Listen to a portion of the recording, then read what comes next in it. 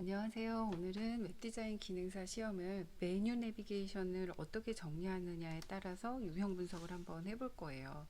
이거는 지금 보고 있는 화면은 공개 문제 유형을 보고 있는 건데, 이 공개 문제는 한국산업인력관리공단에서 만들어 놓은 큐넷이라고 하는 자격증 관리 홈페이지에서 다운을 누구나 받을 수 있고요.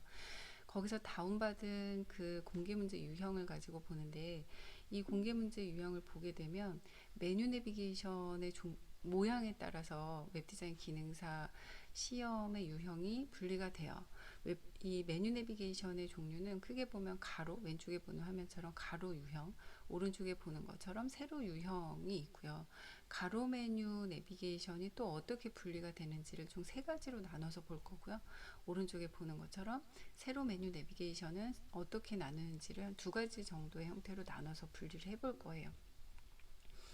자, 이거는 산업인력공단에서 만들어 놓은 큐넷 홈페이지에서 다운받은 공개 문제 유형입니다. 그렇다면 이거를 잘 분석을 해가지고 연습을 한다면 충분히 웹디자인 기능사 시험에서 나오는 메뉴 내비게이션의 종류는 다 대처가 가능할 것 같고요.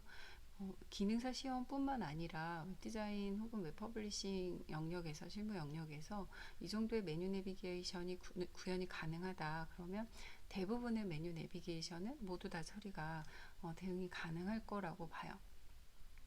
지금 살펴보면 첫 번째 유형인데요. 가로 메뉴 내비게이션의 형태를 보고 계세요.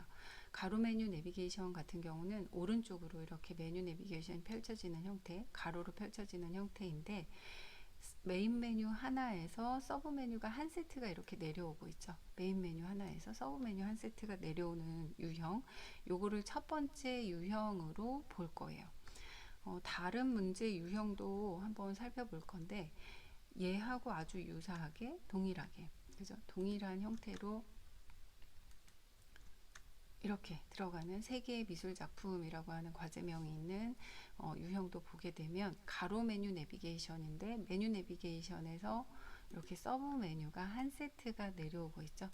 자기 자신의 서브 메뉴가 한 세트가 내려오고 있는 거죠. 요렇게 나오는 게 첫 번째 유형에 해당이 돼요.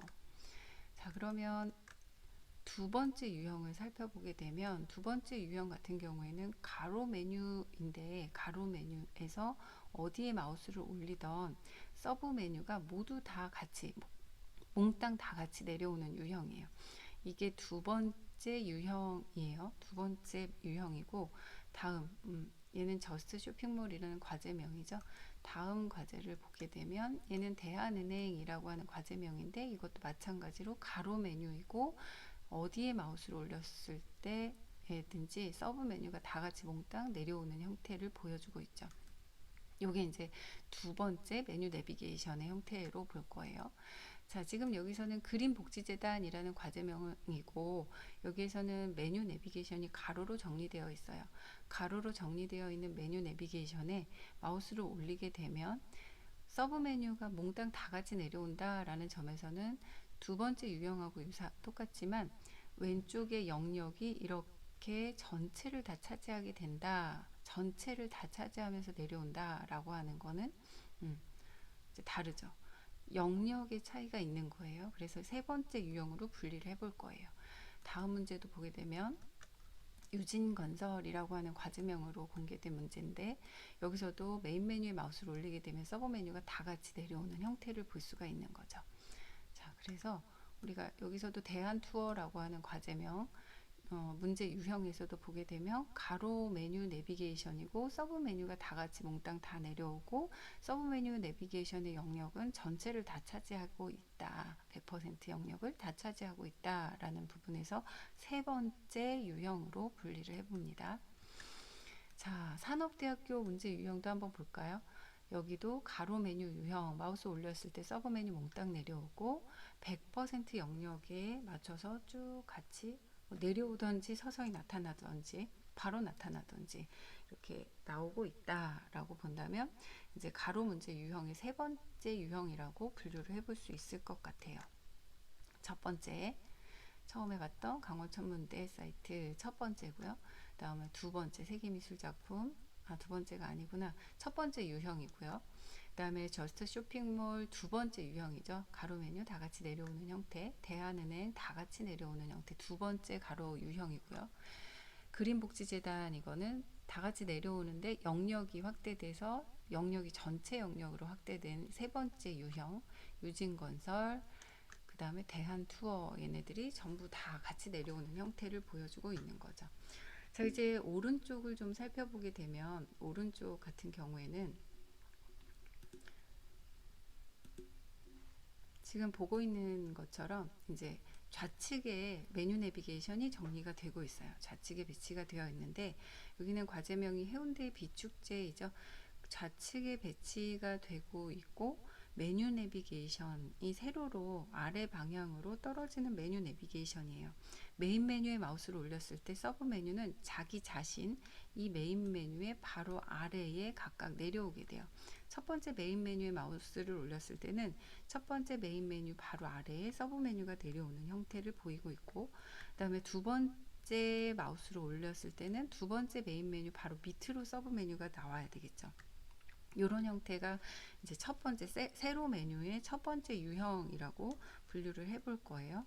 자, 그렇다면은 얘랑 같은 비슷한 유형으로 다음 것도 보면 부여 가을 연꽃 축제라고 하는 과제명이고 메인 메뉴에 마우스를 올렸을 때 자기 자신의 아래쪽으로 서브 메뉴가 쭉 내려오는 형태를 보여주고 있죠. 다음 유형 같은 경우에는 두 번째 유형에 해당이 되는데 두 번째 유형에 해당하는 세로 메뉴 같은 경우에는 어떻게 보여지고 있냐면 메인 메뉴가 있으면 메인 메뉴의 오른쪽 상단으로 해서 서브 메뉴가 쭉 나오고 있죠. 예.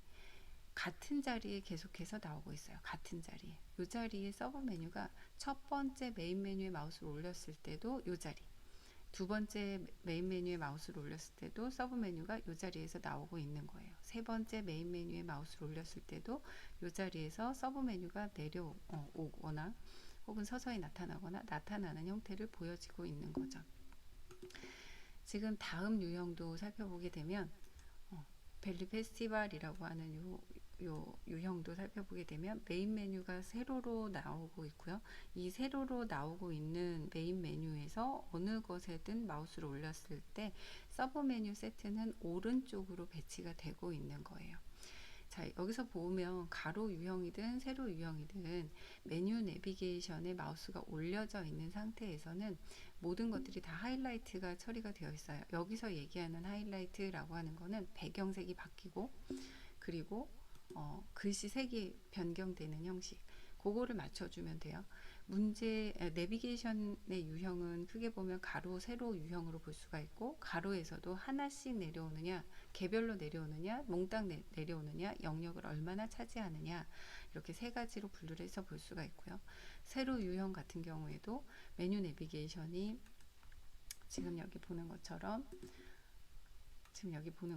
이렇게 아래로 떨어지느냐 아니면 아래로 떨어지느냐 혹은 오른쪽으로 이렇게 나오느냐, 이렇게 해서 세로 메뉴 유형 같은 경우에도 두 가지로 분류를 해서 볼 수가 있을 것 같아요. 자, 그러면 다음 영상에서는 가로 유형 세 가지와 세로 유형 세 가지를 한번 직접 우리가 코딩을 해보도록 합시다. 이 코딩은 두 가지 방법으로 한번 나눠서 해볼까 해요. 한 가지는 여러분이 가장 지금까지 많이 웹디자인 기능사 유형에서 연습했었던 플로우스로 레이아웃을 연습을 해볼 거고요. 그 다음에 두 번째 유형으로는 디스플레이 플렉스를 써서 한번 가로 배치를 바꿔보도록 할 거예요. 자, 그러면 다음 영상에서 코딩을 한번 같이 해보도록 합시다.